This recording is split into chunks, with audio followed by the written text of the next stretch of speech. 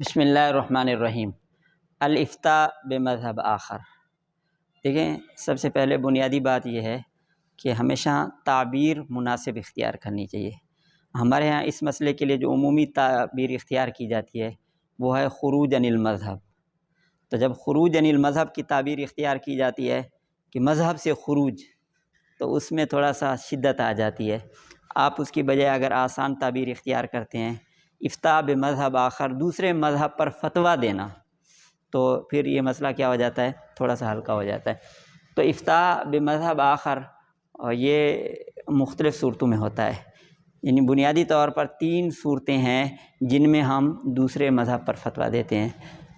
اصل تو یہ ہے کہ آدمی جس مذہب کا پیروکار ہے، جس فقہ کو وہ مانتا ہے، اس پر فتویٰ دے، لیکن بعض صورتیں ایسی ناگزیر ہوتی ہیں جن میں دوسرے مذہب پر فتویٰ دینے کی ضرورت پڑتی ہے۔ تو 3 صورتوں میں دوسرے مذہب پر فتویٰ دیا جا سکتا ہے۔ پہلی صورت یہ ہے کہ ضرورت ہو، ضرورت شدیدہ ہو، حاجت عامہ ہو، کہ معاشرہ بہت ہی زیادہ مشکل کا شکار ہو۔ اگر آپ دوسرے مذہب پر فتویٰ نہیں دیتے تو لوگوں کے لیے بہت زیادہ دشواری پیش آتی ہے، یا عموم بلوہ ہے کہ اکثر لوگ ایک چیز میں مبتلا ہیں۔ تو آپ اگر فقہ حنفی کی روح سے فتویٰ دیتے ہیں تو سب لوگوں کے لیے پریشانی ہے، اور اگر آپ دوسرے مذہب پر فتویٰ دے دیتے ہیں تو لوگوں کو سہولت ہوتی ہے۔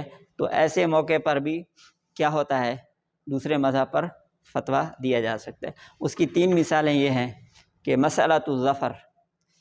حنفیہ کا اپنا مسلک یہ ہے کہ آپ کا کسی نے قرض دینا ہے، وہ نہیں دے رہا، تو جس کرنسی میں اس نے آپ سے قرض لیا تھا، وہ اگر بعین ہی آپ کی قرض کی جنس آپ کو مل گئی تو پھر تو آپ لے سکتے ہیں۔ اگر دوسری جنس سے اس کا مال مل گیا تو آپ اس کو نہیں لے سکتے۔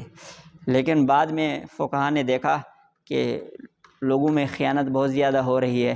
اب اگر یہ کہیں کہ صرف اپنے مال کو آدمی اس وقت لے سکتا ہے جب اس کی جنس سے ہو، تو لوگوں کو دشواری پیش آتی ہے۔ اس لیے یہی فتویٰ دیا گیا کہ جو بھی مال مل جائے، ایک آدمی آپ کے پیسے نہیں دے رہا، کھا رہا ہے، تو کسی طرح بھی اس کی کوئی چیز، اس کا مال آپ کے ہاتھ آتا ہے تو آپ اپنے قرضے کے بقدر مال اس سے وصول کر سکتے ہیں۔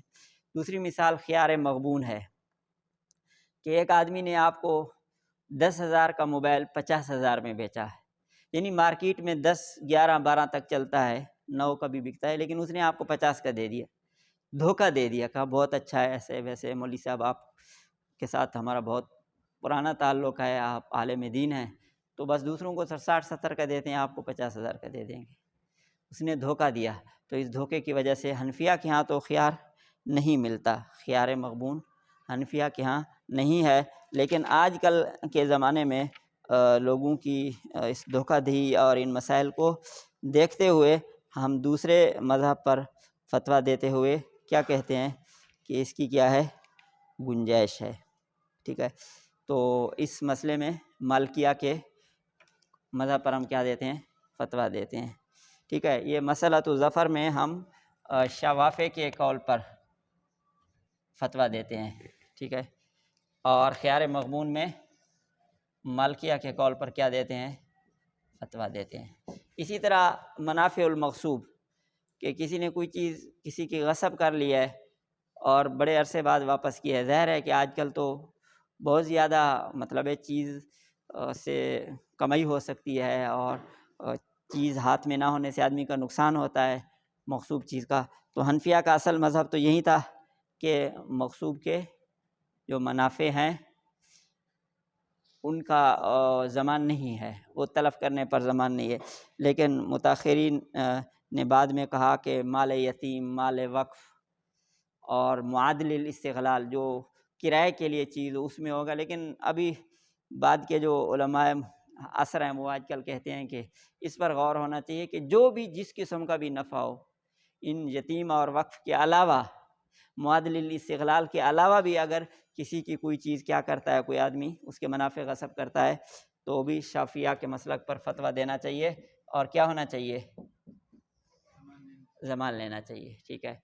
اچھا، تو اس کی پھر کتنی وہ ہیں، 3 شرائط ہیں اس، یعنی ضرورت عامہ، عموم بلوہ وغیرہ، اس پر فتویٰ دینے کے لیے، دوسرے مذہب پر فتویٰ دینے کے لیے 3 شرائط ہیں، بلکہ 4 شرائط ہیں۔ پہلی شرط کیا ہے کہ حاجت شدیدہ ہو۔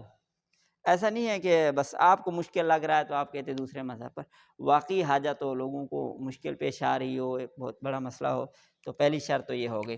دوسری شرط یہ ہے کہ حاجت شدیدہ ہو اور دوسرے بھی اس کو تسلیم کریں، صرف آپ کو حاجت شدیدہ نہ نظر آ رہی ہو تو دوسری مفتیان سے مشاورت کرنی چاہیے۔ اگر ان کو بھی واقعی ایسے لگتا ہے پھر تو ٹھیک ہے، اگر صرف آپ کو حاجت شدیدہ لگتے ہے پھر بھی آپ اس پر فتویٰ نہیں دے سکتے۔ تیسری بات التثبت فی تحقیق المذہب، جس مذہب پر فتویٰ دے رہے ہیں تو وہ اصول شاشی اور نور الانوار کے حاشیے سے نہیں اٹھائیں، بلکہ اصل کتابوں سے، اس مذہب کے علماء سے رابطے کے بعد پھر پوری طرح تحقیق کر کے آپ اس کو وہ کریں، ٹھیک ہے۔ اور چوتھے نمبر پر عدم القول الشاذ، کہ شاذ قول نہیں لینا۔ ایسا نہ ہو کہ کسی مالکیہ کے یہاں، شوافیہ کے یہاں ایک قول شاذ ہے، خود ان کے یہاں مفتیٰ بھی نہیں ہے تو اس کو لے لیا جائے، ایسا نہیں۔ تو ان 4 شرائط کے ساتھ کیا ہوتا ہے، ہم ضرورت اور حاجت کی وجہ سے کیا کر سکتے ہیں، دوسرے مذہب پر فتویٰ دے سکتے ہیں۔